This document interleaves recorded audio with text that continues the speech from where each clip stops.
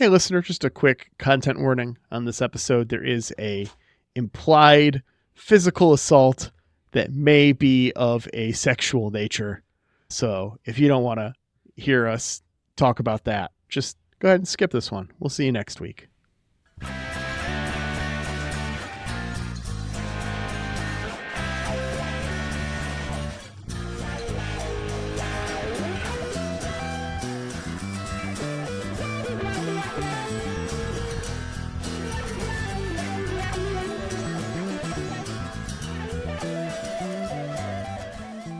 Hello and welcome to Who Are You? This is a reasonably well-done sci-fi watchcast hosted by two friends who are currently watching 2004's Battlestar Galactica. I'm Xhafer. And I'm Laura.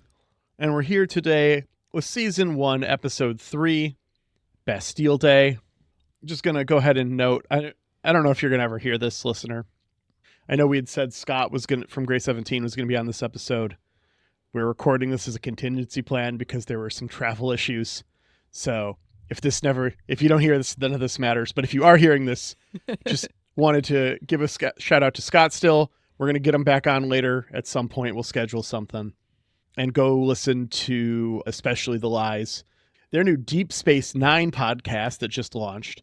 Yeah, everybody dropping a new Deep Space Nine podcast for the anniversary this year. I'm here for it. I'm living it. So I love Deep Space is it Nine. One of the big anniversaries?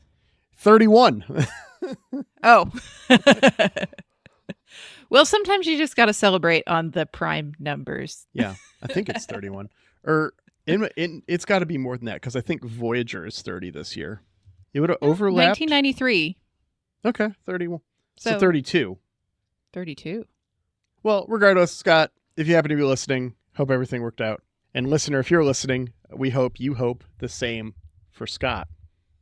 Because he's a good dude. He deserves your well wishes. Mm-hmm. Yeah.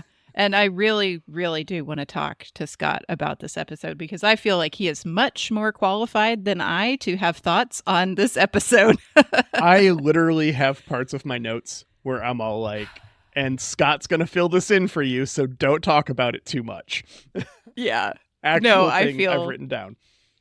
I feel way out of my depth as a person who has studied silly things like music and business and not the human condition and how to put together a good society. If I needed to, if I'm in the chair on Who Wants to Be a Millionaire and the topic is how to help create and run an efficient political system that enables, good voting practices or something about 70s sci-fi. Those are the two topics I'm calling Scott for, and we hit both of them in this episode. For sure. Yes. I feel a little out of my depth. I mean, I say business is a silly thing, but I do think there are things about business that are important to the functioning of a good society, and I don't know that we're doing it all great at this moment. God, spoilers. It's bad. But yeah, Bastille Day. Bastille Day. I also wish I had a better historic understanding of actual Bastille Day.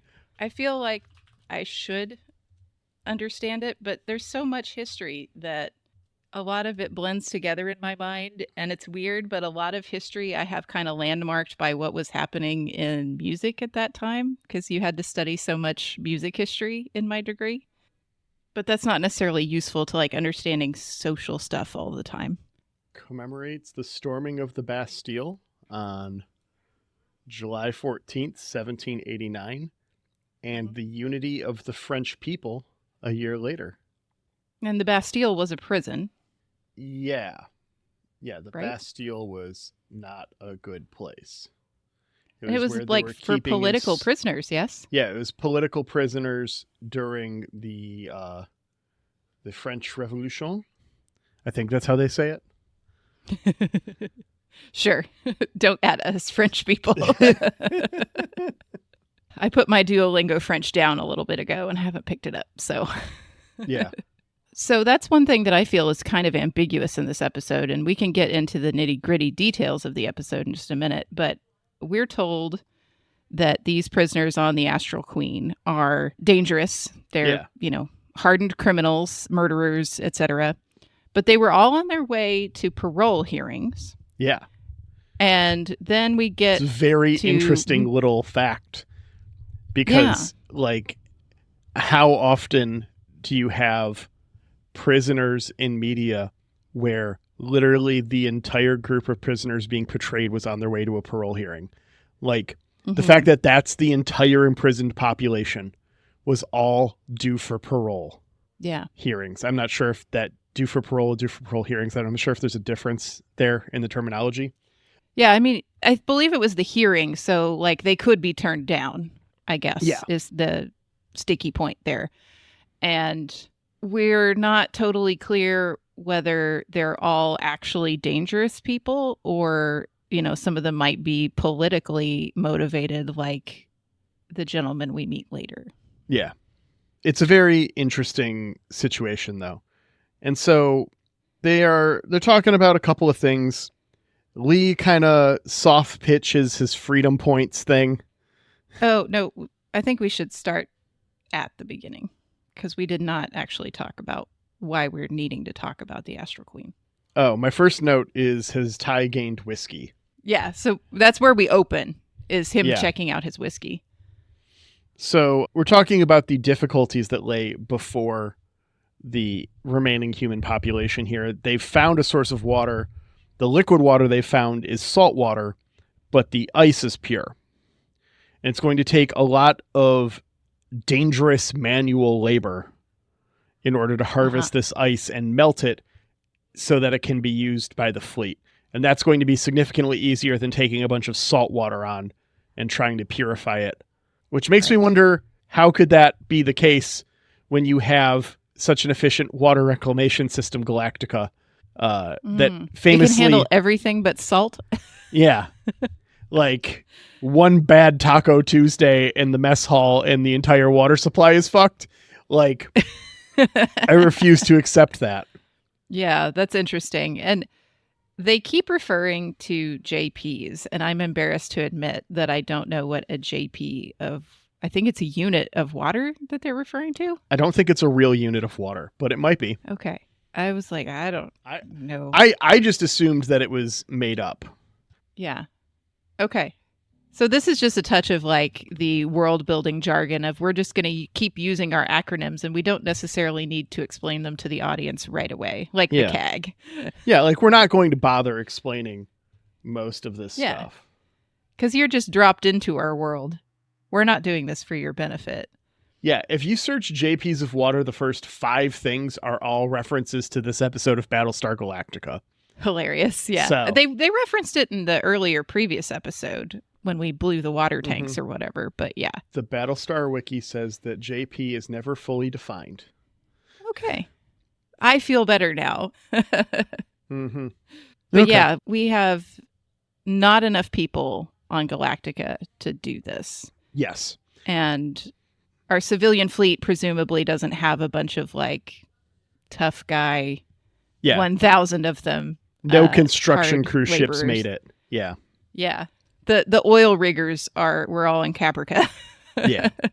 Man, what a weird, like, thinking about hard labor in their society, because they had replaced it with robots, famously. Right. And that went very Didn't poorly. work out so well. So like the reversion that would happen then, I would think, would be very interesting. And this is all within their lifetimes. You know, 40 years, right? Since the war. So it's like, that's a bunch of like skilled, intense labor that not a lot of people can do, that you would have no one trained how to do because robots had been doing it. I guess we don't know how long the Cylons were around before they rebelled. That might be important for that. Because if it's like the Cylons were around for like 5 years. Yeah, then there's still people who know what to do and they can at least train the next generation for sure. Yeah. Well, they would have only been out of work for a couple of years before the Cylons rebelled. If they ever were. They go back to work. Yeah. Yeah. Because I think in Caprica, the prequel show, that is both pre-Cylon. It starts pre-Cylon at least. And also has Commander Adama as like a child in it. Oh, So if okay. it's all within his lifetime, That they take over a whole bunch of things and then they rebel and then we do the war and then we do second war, all in the life of Adama. Yeah, that's, so I don't know. That's potential that you can at least train people on what to do. yeah, because if he's like a child then, and he's like 20 in the first war, because he's young in Blood and Chrome.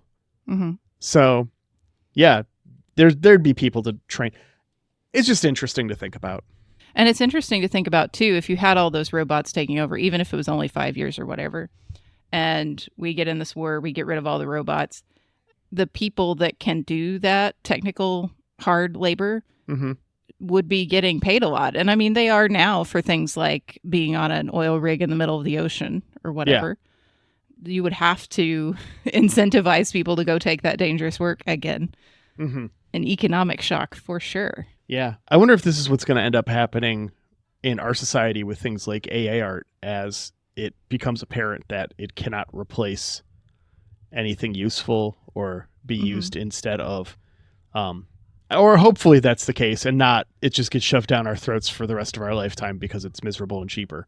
Yeah. I feel like I have people on both sides. I hate to say both sides because it's such a loaded phrase these days. But, you know, I have friends who are like, oh, I want to do this creative thing, but I don't have enough of my own skill and I don't have any money to have someone help me. So I use the machine. But on the other hand, like, this is why artists exist. And also AI uses a lot of power that we could be using for other things. And you're using it to make memes or whatever. So that's actually a bit of a misnomer. It's not that AI uses a lot of power to make the things or to generate your prompts or like do whatever you're talking about. It's that AI used a lot of power 6 months ago when they trained the thing that is answering your questions or building your images. Okay. Which is like, I know it's like, it's a sunk cost fallacy, right? We've already paid for it though. You know, we've already done the time to train the thing. We've already burned all the water out of the lake to run the heat sinks. The more we utilize these things, though, won't people train more of these things? Exactly. And keep using Yes. Yeah. No, exactly. Right. Yeah. It's more nuanced than typing something into ChatGPT burns a bottle of water, which also is a gross exaggeration. Yeah. But regardless. Yeah. It's tough. It's really tough. And there are a lot smaller scale ones that are a lot more eco-friendly. That's a whole other thing too. Yeah. But I mean, going back to your original point. Yeah. It's an interesting comparison that I'm sure was present in Ron Moore's mind when he was making this show. Is all like, how far are we actually from this stuff? I don't know if he foresaw it being in 20 years. Right. But it's kind of interesting to come back to this show now. I have a feeling like we did Babylon 5 and a lot of our stuff was all like, oh, great. You did a really great job of predicting fascism. Great job, Joe. Yeah. Thumbs up. Responses to pandemic. Yay. Yeah, exactly. And I wonder if that's going to be the big takeaway at the end of this for us is, okay, cool. Well, AI and stuff, that's here now too. So, it's not AI. It's a machine learning model. There are big differences. Yeah. But the colloquial term, unfortunately, is sticking. As someone who builds some of this stuff professionally, like I have a very strong understanding of how all this stuff works. It is not a thinking machine, I promise you. No matter what your brain tells you, no matter how empathetic you may feel, it is just math. I promise. It was math all along. It was math all along. All right. So after we talk about what needs to be done, possible solutions come up. The labor doesn't exist. So the Astral Queen is looked to as all like, hey, everyone here was sentenced to hard labor. We got some hard labor for them to do. And then Lee's all like, well, maybe they'll earn their freedom. Hey. And Adama's all like, whoa, we're not releasing hardened criminals into the population. And he's all like, whoa, most people are here legally, dude. I don't know what you're talking about. So it's a whole thing, but Lee seems to get his way with the president here. And there's a little bit more. Dad Mander here insists that someone who reports and is loyal to him be there for the interviews. And as he says it, he stares at Lee. Yeah.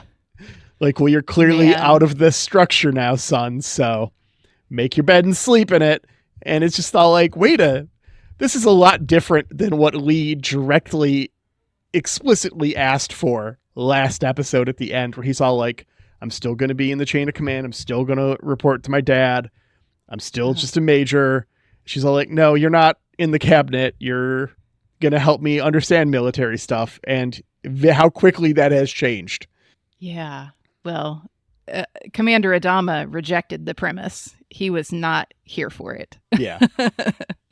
And he's got that big dad energy, so he's not going to just let this go by. Yeah.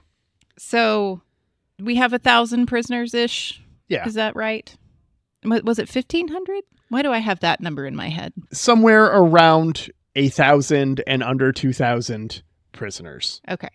If we can agree upon those boundaries. Yeah. I'm wondering about genetics. Because we think we have 40-something thousand humans left. 45-ish? Yeah, I think we're at like 47 on the big board right now. And I don't know enough about genetics, but I'm wondering if Lee has a good point of some of these people must be rehabilitated just purely for genetics reasons. I don't think they're there yet. Okay. I won't get too spoilies, but this is a plot point later in the show. Okay. Do we have enough people genetically to maintain the human race? Is a question that will be asked by this show.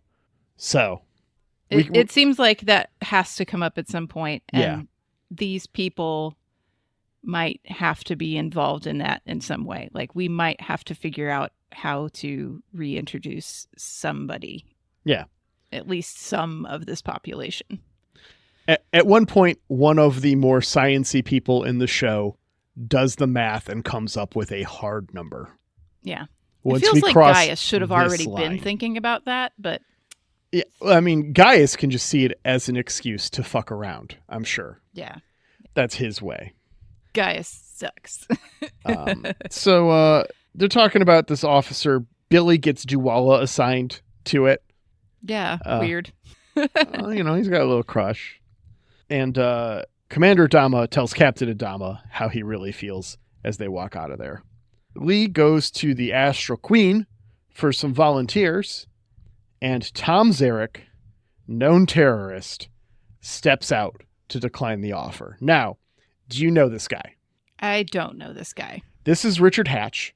He played Apollo in the original Battlestar Galactica. Okay. So I did a little bit of research on the OG Galactica. There were only 24 episodes of the original Battlestar Galactica show. Oh, wow. I had in my head that it ran for a few seasons, but that sounds like one. It ran for one season in 1978 to 1979. Went off the air, was retooled as Battlestar 80, which is where they land on Earth, because it was much cheaper to produce, because the reason it was canceled so quick is because it was so expensive. Fair. Okay. Hatch was in all kinds of 80s TV after Battlestar Galactica. It really kicked his career off. He worked with all kinds of famous actors.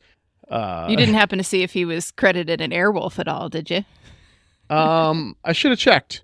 And then after this bit, we finally hit our credits. We are 20% of the way through this episode, and we just hit our theme song. Wow. It's just like 9 minutes to theme this time around. So interesting. After this, Billy and Dee give us some backstory on Tom Zarek. Yeah, not enough, though. I feel like I don't know enough about him yet, but it seems like you indicated this is a recurring person. He is a recurring character. Honestly, I figured you would have a lot more to say about the situation. Well, I hate to have any opinions, honestly. Yeah. Well, I mean, it's a lot. Given Tom Zarek is a terrorist who bombed a government building. Right. Yeah. No, I mean, the problem I have with having an opinion about Tom Zarek, easy to have an opinion about Timothy McVeigh because I have a ton of context, right? Yeah. No, that's fair. I have no context about Tom Zarek. Billy and Duwala are clearly of opposite opinions. Yeah. Like Billy kind of admires him somehow. And it's funny because Billy is part of the current establishment. Yes. Presumably that Tom Zarek is unhappy with. Yeah. And Billy is kind of looking up to him, whereas Duwala has the feeling of the person on the ground who was sort of subjected to the terror and says, no, this is no circumstances is acceptable. But I really don't know enough about this government to feel any sort of way about what he was doing or I don't know, man. Because I feel like there's little seeds planted everywhere to me that this human society is not what it appears, or, you know, there's a shine on it that if you just scratch the surface, it's rotten underneath. So I don't know, actually, how I feel about Tom Zarek. No, that's fair. I just don't feel like I have any space to comment on it. I know. It's one of this whole episode, I feel like I don't have any space to comment on it. It's so complicated, and I don't feel like I've put the work in to understand some of these human issues. Fair enough. It's very interesting, though. I'm happy to talk about it. I just don't want to be an ass about it either. Yeah. Well, that's the line. Callie's like, we should probably just give up on this, but Lee wants to go talk to Zarek. We go back to Caprica after this. It is day 12 since C-Day. Yeah. Does that mean it's day 12 for Galactica as well? Yeah. It would be day 12. So they are running in concurrent time, parallel time. Yeah. So, they're running in concurrent time. And Hilo left right after the initial attack. Yeah. Before they knew what was going on. So, how many days did we spend just jumping? 5.5. So, if it's 12 days, we've had about a week of, quote, normalcy. Yep. I don't feel like anybody is going to be doing their best for a while. Nor should they be. Or maybe ever again. It's fucked, yeah.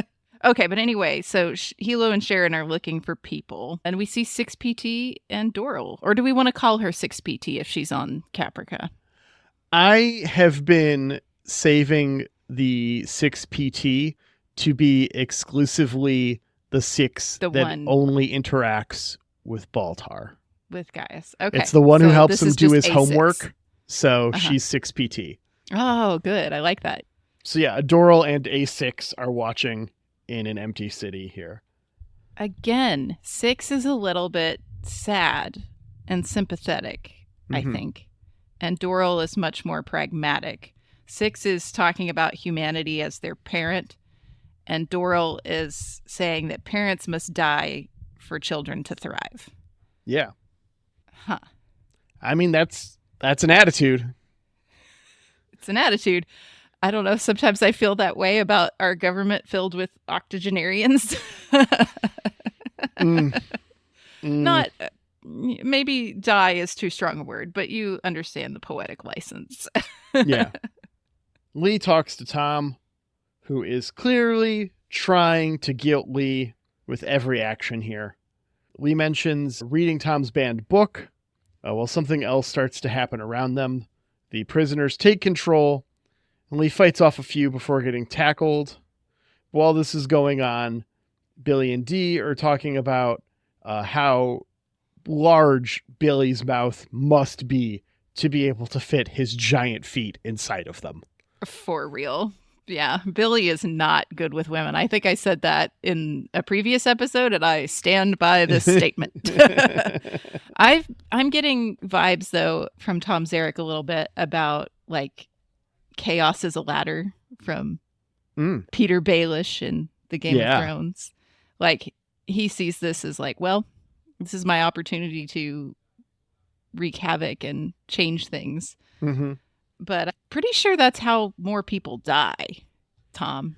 And we kind of need all of them. We haven't done the genetics yet, so we don't really know, but I think we need all of them. Gonna need most of them, for sure. So I don't feel like that's very smart. I'm not getting like sharpest knife in the drawer off of Tom Zarek. Yeah. I'm getting a lot of confidence, but not necessarily the brains. I don't remember Tom Zarek being a dumb guy. Yeah, I'm not saying he's like a dumb, but yeah. But also, like, his role and character evolve a lot over the course of the show. So a little bit of outside of the series backstory.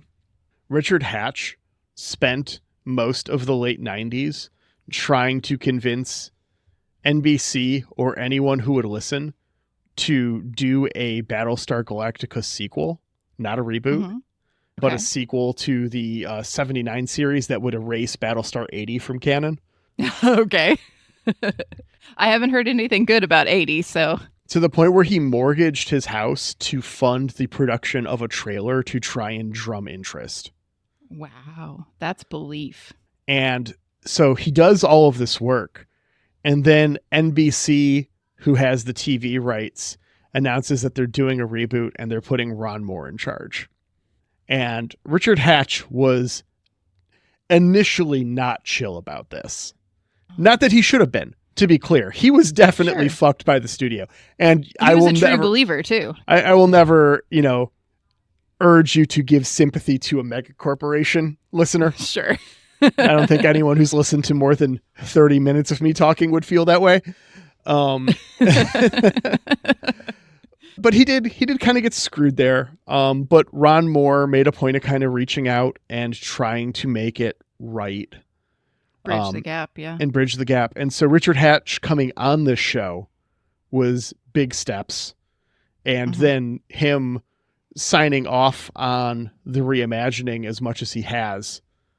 There was a long time where the only existing Battlestar Galactica fandom had an outlet because of Richard Hatch. He was personally financing fan conventions for Battlestar Galactica and running them.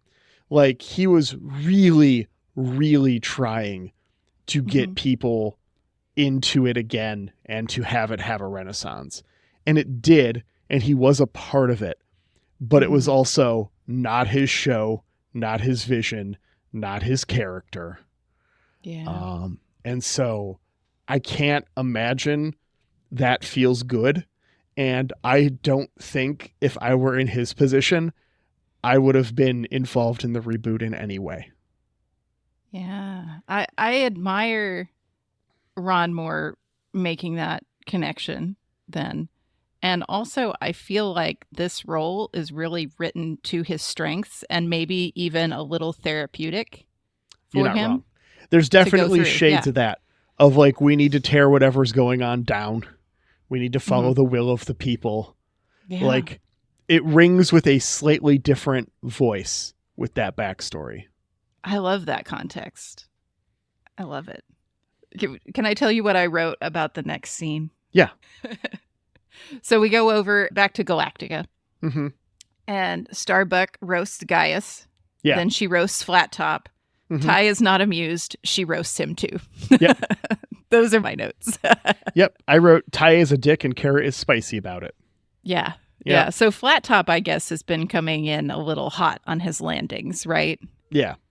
And she gives him some shit about that since, Apollo's off doing other things. So she's in charge of this meeting, I guess. Yeah. I don't know.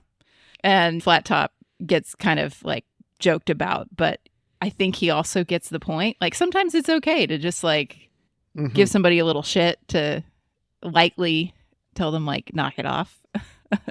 Yeah. And Ty wants it to be all business all the time, except in his personal time when he is drinking a bunch. Yeah. Zarek tells Lee it's time to talk about his daddy issues, as Baltar gets grilled by the commander about the lack of a Cylon detector. It's about time somebody called him on his bullshit. Yeah. He tries to get out of it here, but is immediately rebuked.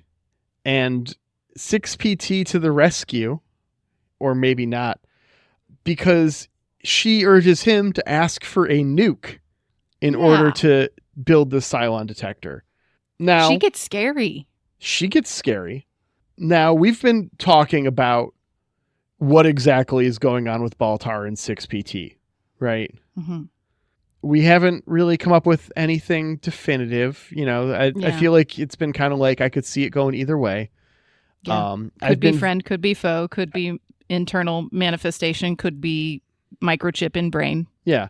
I've been trying to devil's advocate a little bit on that too. Whenever you'd say one thing, I would try to be all like, well, maybe it's the other thing. Do you have, as a first-time viewer of the series, with this scene in particular, does this scene change your opinion at all on what is going on with Baltar and 6PT, watching 6 manipulate him so easily into getting a nuclear warhead? It sure seems sinister at this point. It does. Sure seems like microchip in brain rather than his subconscious trying to help him figure stuff out. I mean, he does bullshit a quick thing about, well, the warheads have plutonium and we know Cylons have a problem with radiation. And so I need the plutonium in order to, use in the detector thing. And that seems almost plausible. Like maybe it is just like his subconscious bullying him into thinking about the things he doesn't want to think about because they're uncomfortable. Or maybe, she's going to have him explode a bomb. Don't know. Yeah, it could really go either way with this scene. Mm-hmm. And that's what makes it so fucking good. Yeah, you can talk yourself into anything at this point. I think the scene is really designed in a way where it's meant to make you change your mind about it. And it does it so well, so cleverly, that it doesn't matter what your opinion was before going into this. It's designed to make you go, oh, well, this is okay. Well, I thought it was a subconscious, but that's a really weird request. And this is bad. Or I really thought it was a chip, but also he actually has the answer without her. And it all makes sense. I think it does a really good job of trying to make you feel the opposite of however you were feeling. And to write that succinctly and that well, and for it to be acted as well as it is, and everything else that had to come together for that to happen is just astounding. Like sometimes I'm like, man, maybe I could write a TV show or something. I have a decent understanding of the medium, and I come up with things that are somewhat clever sometimes, and I could maybe tell an interesting story. And then I see shit like this, and I'm just all like, why would I bother? No, I haven't thought hard enough about anything to do that. Yeah. Yeah, no, it is really masterful. Like, I think the only reason I am not sure still, I'm trying not to anchor to anything. That's good. And I think part of it is just like starting this program this last semester. I feel like it's a mistake to ever think I know anything for sure. So I don't know if I would have had the same skepticism a year ago where I'm sitting there going, I can't call it yet, Yeah. Zarek asked the Wedge how the driving the commander and the president apart is going. And Lee is a lot less fun to Tom when he isn't being a selfish bitch. Bombing that government building is okay, but when I'm the hostage, I'm going to take the high ground. Okay, Lee. Yeah, Lee's got a lot of growing to do, and I don't love patriarchy, as we know, and Adama is kind of giving the whole scene, the whole vibe, the whole patriarchy just in his thing. Yeah. And so I am a little more inclined to be empathetic to Apollo, but also he is very inexperienced and it is very obvious. Yeah. Also, back on Galactica, Ty catches Tyrell and Boomer and orders her to knock it off. She is Tyrell's superior and shouldn't be doing this. Yeah, she's an officer. He's enlisted. This is a no-no. I honestly hadn't paid enough attention to like titles and ranks and other things. And she was so like submissive and scared in the last episode. I thought it was the other way around. Nope. He is Miles O'Brien, effectively. Okay. He is chief petty officer, unenlisted, didn't go to the academy. Yeah. You know, always suffers. He really is just Galen, Gaelic, Valley Irish. Like, Ron Moore wrote on both shows. Like, oh, that is true. Yeah. I'm really putting this all together in my head right now. Verbal processing. Yeah. Huh. Okay. Yeah. No, I hadn't. She was so like, oh, I just don't know what's going on. And I had bombs. And I am really not impressed with Boomer and Tyrell at all. Yeah. I will say Tyrell is among my favorite characters in the show. Okay. At least from the initial viewing. Mm-hmm. And we get to meet one of my other favorite characters next episode. But we'll talk about that later. Like, next week. So, Zarek makes his demands known. He wants free and open elections immediately.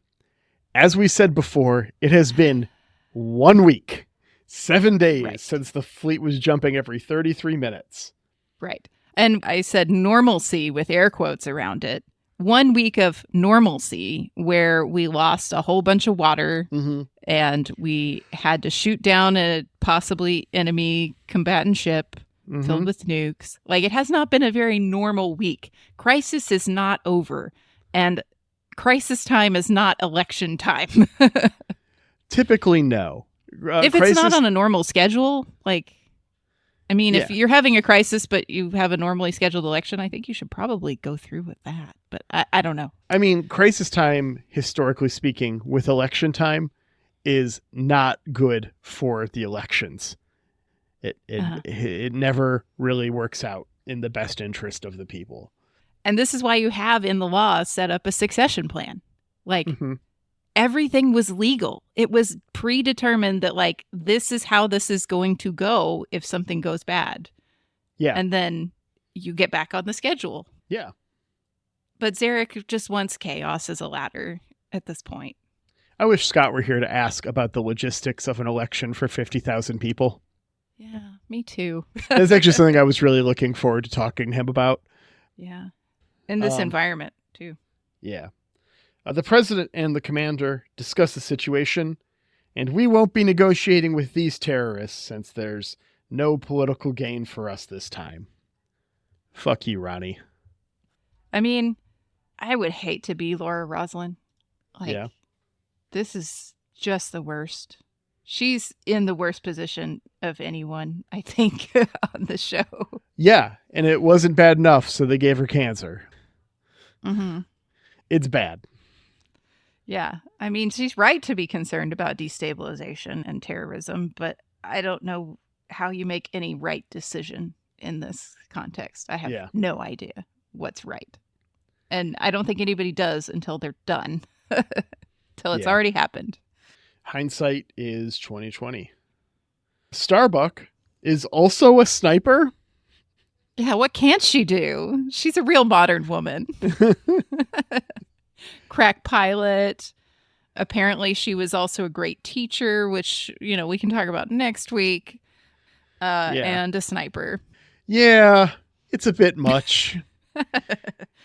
The overlap of flying a plane and shooting it and firing a gun separately, I don't believe that's like, I would not expect. There's not enough in that Venn diagram to like get you there. Okay, so you are really good at horseback archery, hypothetically, right? Would you be good shooting a pistol? Yeah. When we say it like that. Yeah, I have to wonder.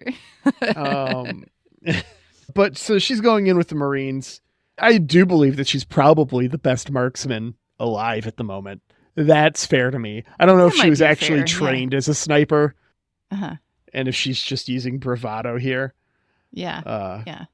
So we go back to the Astral Queen here, and Dwala is all talking heads, asking Billy, how did I get here? Yeah, he admits that he's the source. He volunteered her for this. Callie starts getting shit from a prisoner. I think we get his name, but I just wrote his name as creepy motherfucker. And my exact note is some creepy motherfucker is motherfucking creepy to Callie. Yeah. Yep, fuck this guy.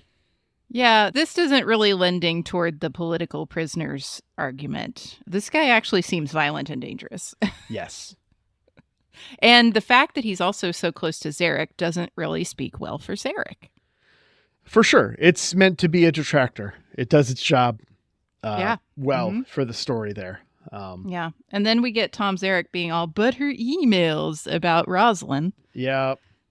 And hassles Apollo about his call sign. I didn't realize that Apollo was considered one of the gods. Yes. So in Battlestar, most of their gods are just the Greek gods. Okay. The Lords of Kobol. Yeah, okay. The Lords of Kobol are just the Greek gods, effectively. Same names, same stuff. If there's any differences, there might be, but I don't recall them offhand. So Adama calls in as like the stall technique, right? Yeah. Zarek knows what's going on, though. This is a play-by-play to buy some time for troops. Callie gets grabbed by creepy McFuckface as Lee figures Zarek is doing all of this just so that he can die a martyr, and the Marines roll in. Yeah. I don't know if I was totally convinced on the martyr thing. I thought more of like the Peter Baelish angle. Like I'm using this disruption to claw my way to the top. But okay, sure. Yeah. Martyr, why not? I mean, who wants to be around for all this Cylon shit anyway? Like... Not wrong. Might as well. So creepy McFuckface is definitely giving the rapey vibes, yes? Yeah. Nothing is shown explicitly or really explained. Callie bit Creepy's ear off. Fair. And he shot Callie for it. Yeah. He did have a gun, but yeah. I understand. Callie's definitely like tougher than she had let on to this point. Yeah. But before he can shoot Callie again here, Lee grabs a gun, kills him, and gets Zarek. And then he tells Tom what's going to happen. Tom Zarek won't be a martyr. The prisoners will work for their freedom, and there eventually will be elections because the government needs the consent of people to be legitimate. Sure. The Astral Queen is going to remain with the prisoners so they can fuck off if they want. And Zarek agrees. Starbuck finally gets her shot, but Lee notices and saves him. Yeah. I think that Tom Zarek is incredibly short-sighted in this, like, trying to get himself killed and cause this more chaos in the name of, like, getting better government or whatever. Mm-hmm. Because the stakes here aren't presumably the stakes that you and I would be operating under. They're the fact that there is a boogeyman chasing us throughout the galaxy, trying to kill us all. And the more chaos that is involved in that, the more people we're going to lose and the less likely chance we have of the whole species surviving. Yeah. So I don't think Tom Zarek's plan is good. And I think Apollo is coming up with like the best compromise he can. For sure. And also it's like worth mentioning, how much does Tom Zarek know about what's actually going on right now? Like, as a prisoner on a ship, you probably know about all the jumping. Told? Yeah. You probably know the Cylons attacked. He clearly knows Rosalind is the president. He knows that, for some reason, he knows that it's the Galactica out there saving them and who the commander of the Galactica is, and that Lee is his son. Mm-hmm. I would not expect civilians to know that. Yeah, it makes you wonder, like, how much did the general population know about the Galactica? Like, if the Galactica is just that famous. And so, okay, yeah, I know for sure that Adama is in charge of the Galactica. Yeah. I know kind of that it was a historical thing because we were turning it into a museum. And does he know about Apollo through that knowledge? Or does he just see this guy and be like, oh, that's definitely his son, you know? Yeah, like, well, I mean, it's also just like, how famous is Adama, right? Because he was a war hero in the first war. Like, people know him. Is he like equivalent level famous of like a Douglas MacArthur in like the 50s or 60s? Like, you know, is he a full-on like Eisenhower? Yeah. Great question. And we will never know because I guess it's too far removed from the reality of the show at this point, you know? Mm-hmm. But Yeah. it is curious to know that he would know Lee Adama and go, oh, well, you're Commander Adama's son. And he's the captain of the Galactica. And like, it's weird. Yeah. It's weird to me. I guess I'm not put off by it. I can headcanon pretty easily that like the captain of the Astral Queen talks to the guards about what's going on, and the guards are in an unprecedented situation, and so they jab with the prisoners a little bit and kind of like, hey, this is so wild, like, you know, we're all shell shocked and here's what's going on. So I mean, I can squish it around really quick to like, okay, here's why he knows everything. And clearly he had a man on the inside because one of the guards let them all out, right? Yeah. So that had to have happened. That guy probably fed him everything that he Fair knew. enough. We get over to Colonial 1. Lee reports to the president and commander, and they are both pissed at him. Yeah, mom and dad are so mad. Right. There's going to be an election in 7 months when there should have been one. Yeah, so he's saying we've got to stick to the schedule. Yeah. Makes me really wonder if Mr. Zarek is going to be our opponent for Laura Roslin. We'll find out if the election happens. I was like, oh, are we setting that up? That he's going to like get himself a following and try to take her down? Except that he is a felon. I don't know what the rules are about that in this society. So they're not really important in our society. Lots of we rules won't about let you who vote, can vote. But you can run for things. Yeah. Yeah. Mm-hmm. Huh. Yeah. Anyway. Huh. Kara goes to see Ty and gives him some water in a flask. She tries to kind of mend things here, but he's not receptive. Yeah, this is where he says it, that his flaws are personal, not professional. And I take exception with that. Yeah, you should. It's bullshit. Yeah. I mean, as a like chartered professional certified by the state of Oklahoma, I have some personal standards I have to maintain or I will lose my certification, sir. Yeah. Just because you're in the military, you get an exception from that, you think? I don't know. Not into it, Mr. Ty. After this, we see Callie in the ER. She's recovering. Uh-huh. She's a hero. I feel weird about Tyrell patronizing her here. He gives her like a, that's my girl or something. And I'm like, fuck off. Yeah. It's a lot. I was not impressed with that. Lee and Rosalind talk. He apologizes if she felt betrayed, and he affirms that he will be voting for her in the coming election. Oh, cool. Sure. Great. You have one vote. Yeah. I'm sure that's how she feels.